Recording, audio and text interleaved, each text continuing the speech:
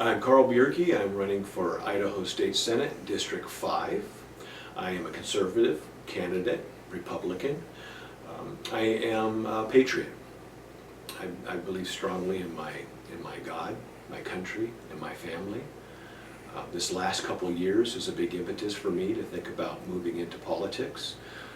It was a virtual train wreck, the way I see things, how they played out, not just in local and state politics, but obviously nationally as well. I'm a retired deputy fire chief with the City of Santa Monica Fire Department. When I moved up here, we bought property in 2014. I had no idea that I would get back into public service, but I'm glad that I have that feeling and the desire to do so. So I kind of look at things from a fire department standpoint. As a deputy chief, I was trained in incident and risk management, and I was also trained to kind of see things for what they are.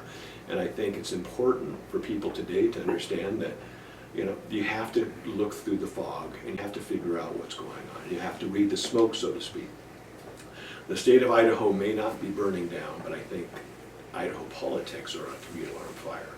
And that has been the big reason why I've decided to come out of retirement, which is tough, and go out swinging. Like I said before, it's something I think is so important to me that I'm willing to sacrifice a lot of things to hopefully bring back a more representative government to North Idaho and Idaho in general.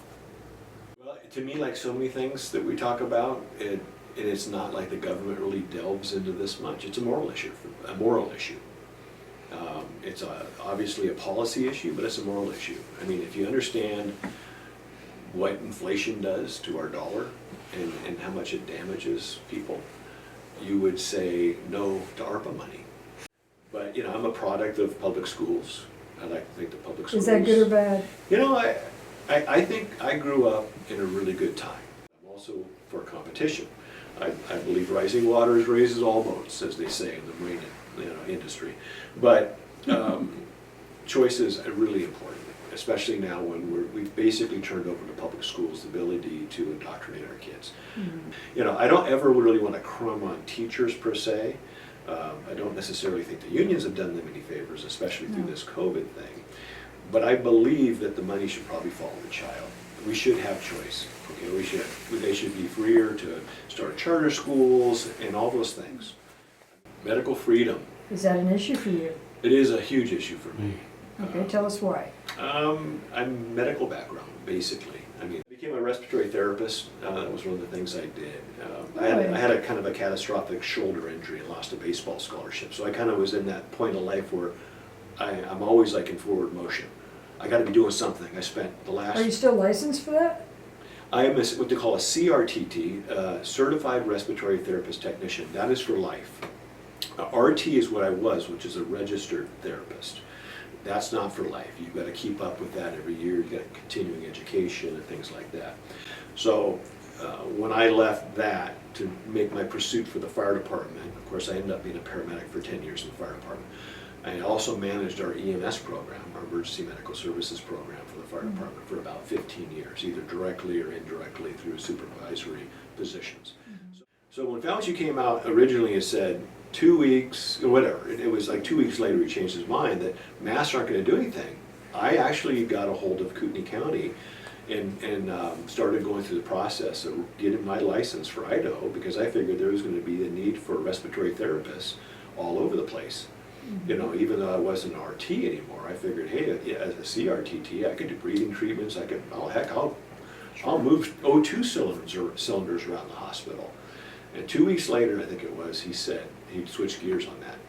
And I go, there's something going on here. This is not the truth.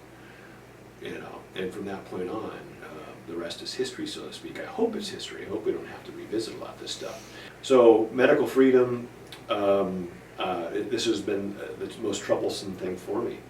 To have a vaccine that's still under emergency use authorization being used as leverage is pretty scary. Well, we're being taxed to death. That's just general feel. We came up to Coeur d'Alene, and in a very short period of time, we've got to the situation where there's a lot of people that have been born and raised here that can't afford their property taxes. Dead set on getting rid of the grocery tax. I can say that right now, that, you know, they tried to scare us back when Howard Jarvis pushed that forward. Like if you were in this elementary school, that you were gonna lose your janitors and you're gonna do this. And, you know, and I don't know for, you know, because that was about the time I was in elementary school, I think. You know, I don't remember seeing less janitors. And, you know, if anything, I think it was punitive by the state to say, well, hey, we'll show you for voting for this, we're gonna start limiting, you know, some of your resources. But I think overall, I think it was a great thing. And that, again, it's like, to me, it's like a moral issue. I mean, you can't have people that are now retired on a fixed income with housing prices going up and having a county come out and reassess your property and say, hey, this house is now worth, you know, and suddenly you don't have a house.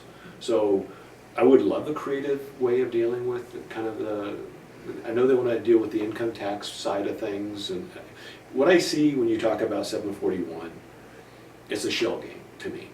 You know, I think taxes should be predictable. You know, I think that's helpful, and the less the better, right? All these schemes make it difficult for people to follow, and before you know it, nobody knows why they're paying it. They just know they're paying it. So there could be simple things. You know, a flat tax rate, let's say. You know, I mean, there's arguments for, you know, every tax issue has an argument for and against, but to me, it should be predictable, simple, equal, fair across the board. You know, I think we need to get busy, putting the right people into office, get rid of these people that have been there way too long, and fix the problems we have. If it can be done, great. I'm part of that solution, I hope, and if not, I gave it my best try. So we'll see how it goes.